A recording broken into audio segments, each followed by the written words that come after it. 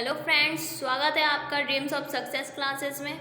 आज हम लेकर आए हैं भारतीय राज्य व्यवस्था के क्वेश्चन जो आपके एग्ज़ाम में काम आने वाले हैं। आप किसी भी एग्ज़ाम की प्रिपरेशन कर रहे हैं, आजकल तो सभी एग्ज़ाम की प्रिपरेशन कर रहे हैं, तो सभी को काम आने वाले हैं ये क्वेश्चंस।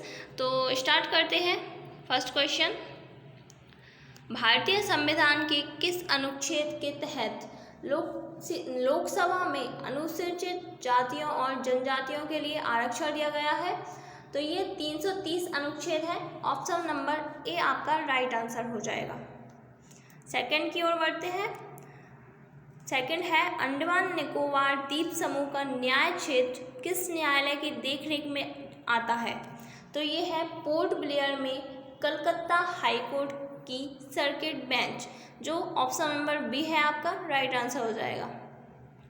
थर्ड है, केंद्र शासित प्रदेश लक्षद्वीप के न्यायिक क्षेत्र का कार्य कौन सा न्यायालय करता है? तो ये है option number B, Kerala high court. Kerala high court करता है फ्रेंड्स, याद रखिएगा। फोर्थ क्वेश्चन है, सुप्रीम कोर्ट के जजों की संख्या को कौन बदल सकता है? तो सुप्रीम कोर्ट के जजों की संख्या बी आपका राइट आंसर हो जाएगा, कानून के द्वारा बदली जा सकती है, कानून द्वारा संसद। फिफ्थ क्वेश्चन है, सुप्रीम कोर्ट के मुख्य न्यायाधीश के रूप में कार्य करने के लिए व्यक्ति को उच्च न्यायालय में कम से कम कितने वर्ष तक कार्य करना चाहिए? तो ये ऑप्शन नंबर ए 10 वर्ष तक आपको कार्य करना चाहिए। सिक्स्थ क्वेश्चन है, दिल्ली को एनसीटी राष्ट्रीय राजधानी प्रदेश संविधान के किस संशोधन से बनाया गया? तो ये आपका 69वां संशोधन है, 69वां संशोधन 69। सेवेंथ क्वेश्चन है, भारत में 3 स्तरीय पंचायती प्रणाली कितनी जनसंख्या से ऊपर वाले राज्यों में है? तो ये 20 लाख जनसंख्या से ऊपर वाले राज्यों में है। ऑप्शन नंबर सी आपका राइट हो जाए। 8th क्वेश्चन है, भारत में एक राज्य में कार्यकारी शक्ति के संदर्भ में निम्नलिखित में से कौन सा कथन सही है? राज्य की कार्यकारी शक्ति राज्यपाल में निहित है। सेकंड है, राज्य में वास्तविक कार्यकारी प्राधिकरण मंत्रिपरिषद है। थर्ड है, राज्य में सभी कार्यकारी निर्णयों को मुख्यमंत्री के नाम पर लिया जाता है। तो कौन सा है? ए आपका राइट आंसर है। केवल 1 और 2, राज्य की कार्यकारी शक्ति राज्यपाल में निहित है, और सेकंड है, राज्य में वास्तविक कार्यकारी प्राधिकरण मंत्रिपरिषद में है। तो आपका फर्स्ट राइट है। 9th क्वेश्चन है, निम्नलिखित में कौन राज्यपाल को उसके कार्यकाल से हटा सकता है? तो ये राष्ट्रपति हटा सकता है। सी आपका राइट आंसर हो जाएगा। 10th क्वेश्चन है, भारत की निम्नलिखित आधिकारिक भाषाओं पर विचार करें। तो फर्स्ट है सिंधी और नेपाली, सेकंड है कोंकणी और मणिपुरी, थर्ड है बोडो और संथाली, फोर्थ है सांथली और कोंकणी, फिफ्थ है दोगरी और मैथिली। तो 2003 के 92 संशोधन अधिनियम द्वारा 8वीं अनुसूची में उपरोक्त में से कौन सी भाषाएं शामिल की गई थीं?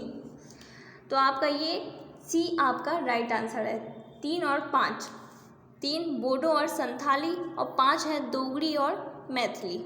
आपकी ये राइट आंसर है।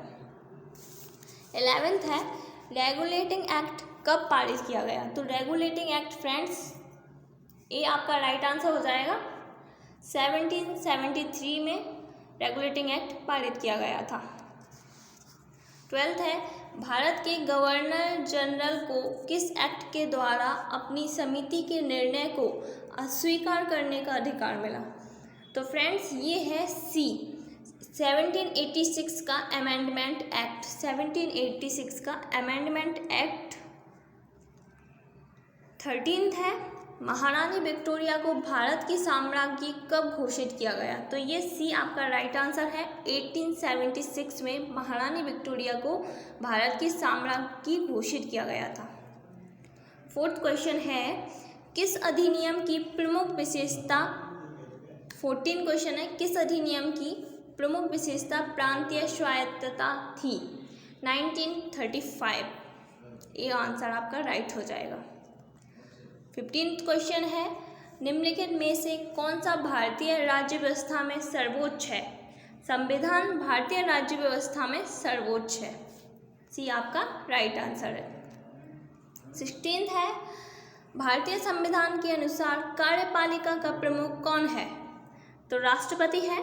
सी आपका राइट आंसर हो जाएगा, कार्यपालिका का प्रमुख। 17वां क्वेश्चन है, भारत के उपराष्ट्रपति के पद पर लगातार 2 बार कौन रहा था? तो ये आपका राइट आंसर है, डॉक्टर एस राधाकृष्णन भारत के उपराष्ट्रपति के पद पर लगातार 2 बार रहे थे। 18वां क्वेश्चन है, वर्तमान समय में राज्यसभा में सदस्यों की संख्या कितनी है? तो 250 है वर्तमान समय में। 19 है, राज्यसभा के सदस्यों के लिए न्यूनतम आयु कितनी है? राज्यसभा के सदस्यों के लिए न्यूनतम आयु 30 वर्ष है। ये आपका राइट आंसर हो जाएगा। लास्ट क्वेश्चन है, 20 धन विधेयक पारित करने के लिए राज्यसभा को कितना समय दिया जाता है? 14 दिन का समय दिया जाता है फ्रेंड्स, धन विधेयक पारित करने के लिए राज्यसभा को 14 दिन का। तो फ्रेंड्स, आपको ये वीडियो अच्छा लगा हो तो प्लीज़ लाइक एंड सब्सक्राइब ज़रूर करिएगा।